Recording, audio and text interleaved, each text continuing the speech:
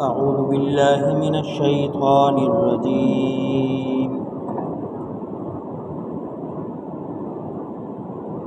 بسم الله الرحمن الرحيم. لإيلاف قريش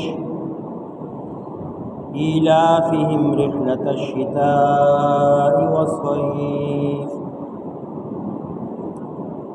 فليعبدوا رب هذا البيت الذي أطعمهم من جوع وآمنهم من خوف.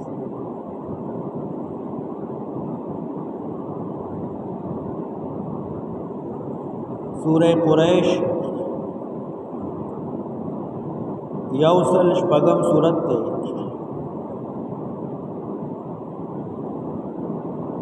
او نزول کی یوکم دیرشم دی.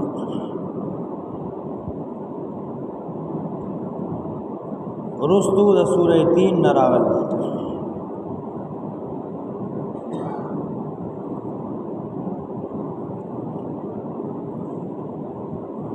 سورہ همزہ کی دا بیان شو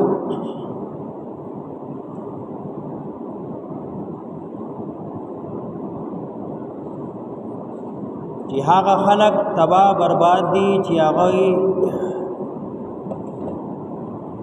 داعی مبلغ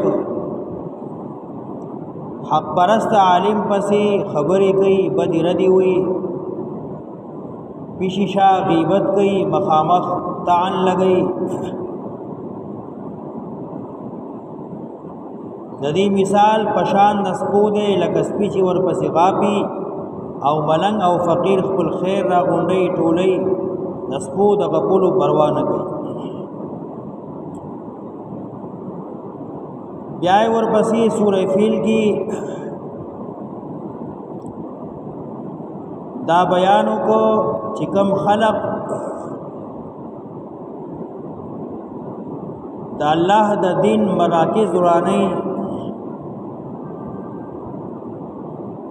جماعت رواني مدرسه رواني قبرستان رواني د بوډاګانو مشرانو قدردان نه کوي قدردانی نه کوي د شعائر الله بے عزتی کوي تعظیم نه کوي. نو څنګه چې الله ابرهه تباہ برباد کړي او دارنګي بدی هم تباہ برباد کړي. نو اوس دې سورې قریش کې دا مضمون بیانې چې اے قریشو د مکی خلقو ستاسو مکه خو یو صحراوا بیابانو زنګلو نه پکې وبوي نه پکې بوټیو نه پکې باغونو نه پکې فصلونو او تاسو با کال کې دو ځله کله یمن تتلای کله به شام تتلای تجارت وکاو. نو د دې بیت الله او د دې مکی د وجه الله تاسو عزت من کړای او دنیا کې تاسو عزت شو شهرت شو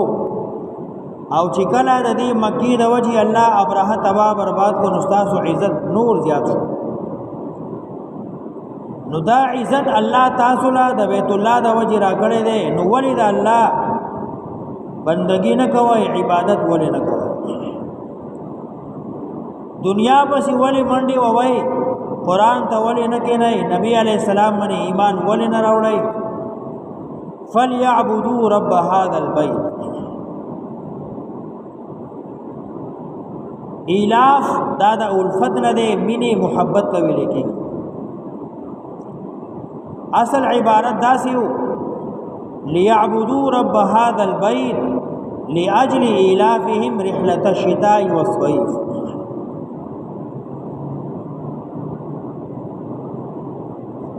قریش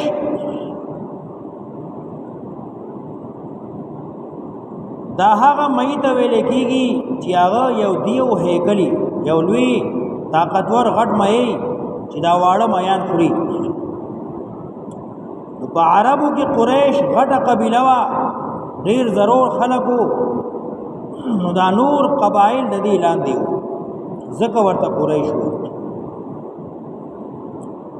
حدیث کی راضی نبی علیہ الصلوۃ والسلام فرمائی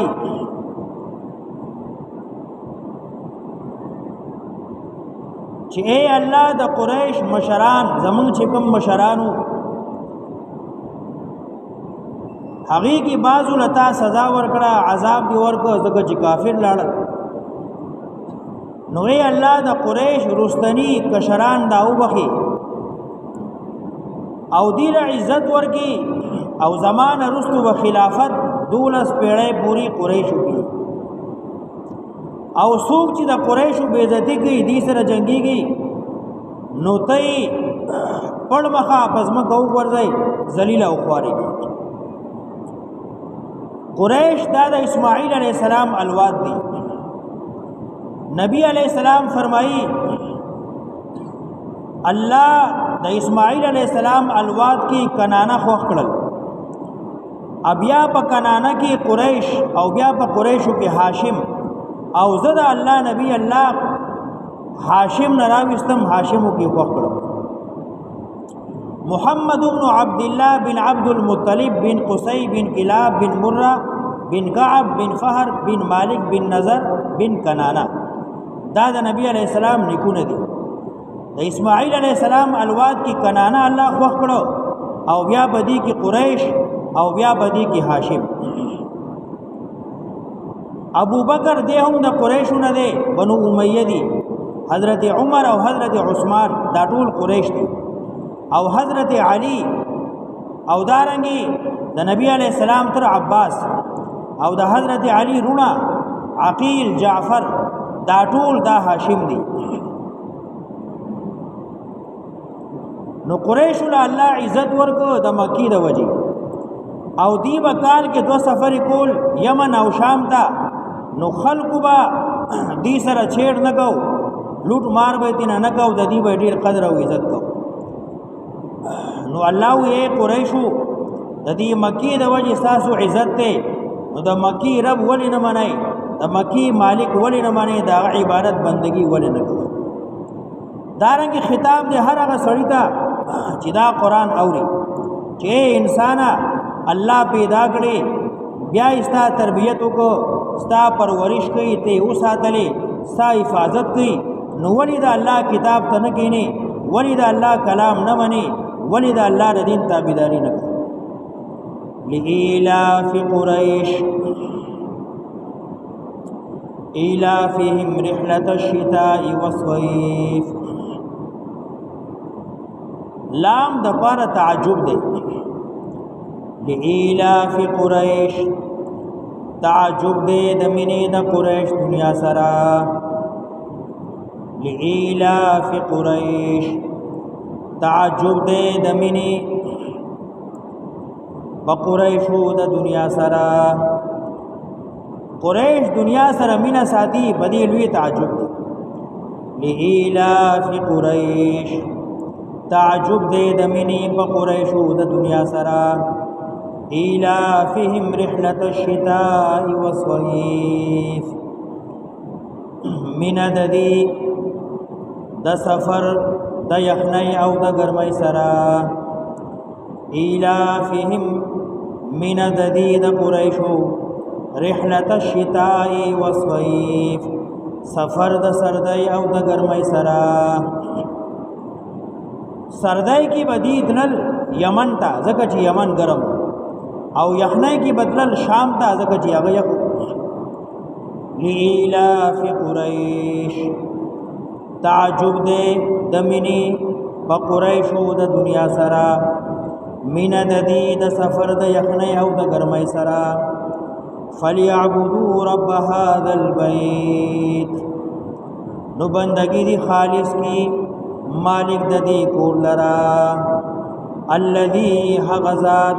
اطعمهم من جوع چې خوراک ورکو دی لرا دلوبینا دی ماړکړو وامنهم من خوف او امن ورکو دی لرا د یری او د خوفنا نوې انسان الله لوی کړي تربیت پرورش دلو کو حفاظت دلګي ساتي دي نو ولې دا غي عبادت نه کوي یو دنیا پس منډه دا او د الله دین دی پریخو دنیا آخرت کی کامیابی اللہ پاک نے دین میں رکھا ہے، اور لوگ کامیابی ڈھونڈتے ہیں چیزوں میں کامیابی نہیں ہے، چیزوں میں کامیابی نہیں ہے، دکانوں میں کامیابی نہیں ہے، فیکٹریوں میں کامیابی نہیں ہے، بادشاہت وزارت میں کامیابی نہیں ہے۔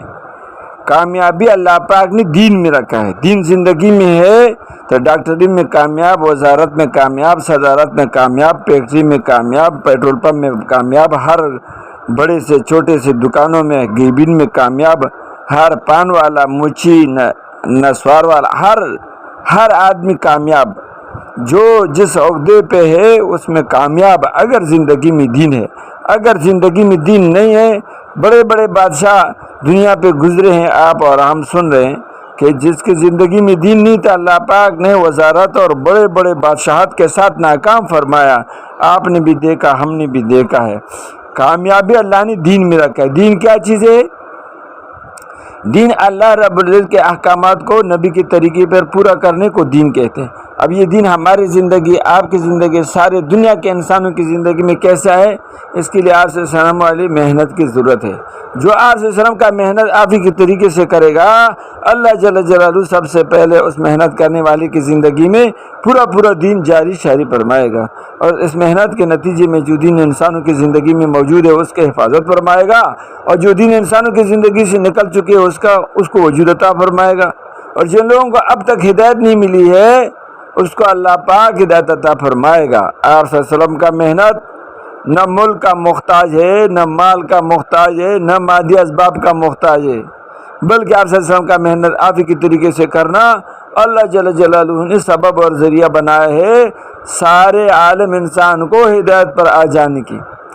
سارے عالم انسان کو ہدایت پر آنے کی محنت میں ہم اور آپ اس محنت کو سیکھنے والے ہیں۔ اللہ پاک اپنے مرضیات کے مطابق سیکھنے کی توفیق عطا فرمائے، آمین۔ میرے محترم دوستو، بزرگوں، بھائیو، سارے عالم انسان کے ہدایت کے آنا، اس میں سب سے پہلے چیز جو ہے اور بنیادی چیز جو ہے وہ دلوں کی یقین کا صحیح ہونا ہے۔ یعنی جب دل کا یقین صحیح ہو جاتا ہے تو بدن سے نکلنے والے اعمال درست ہو جاتے ہیں، اور جب بدن سے نکلنے والے اعمال درست ہو جاتے ہیں تو فیصلے اللہ پاک کی طرف سے عافیت کے، رحمت کے، برکت کے نازل ہوتے ہیں، اجتماعی اعتبار سے بھی اور انفرادی اعتبار سے بھی۔ میرے محترم دوستو، بزرگوں، بھائیو، دل کا یقین صحیح ہو جائے، یعنی دل کا یقین صحیح ہو جائے، اس کے لیے سب سے طاقتور اور مؤثر ذریعہ ہے دعوت اللہ ہے۔ یعنی اپنے دل کو نشانہ بنا کر، اپنی نیت کو درست کر کے، اپنے دل کی طرف اشارہ کر کے اللہ سے ہونے کو کہنا، اور مخلوق کی نفی کرنا، سارے مخلوق سے اللہ کے حکم اللہ کے ارادے سے نہیں ہوتا، تو اس کے لیے ارادے فرمائے۔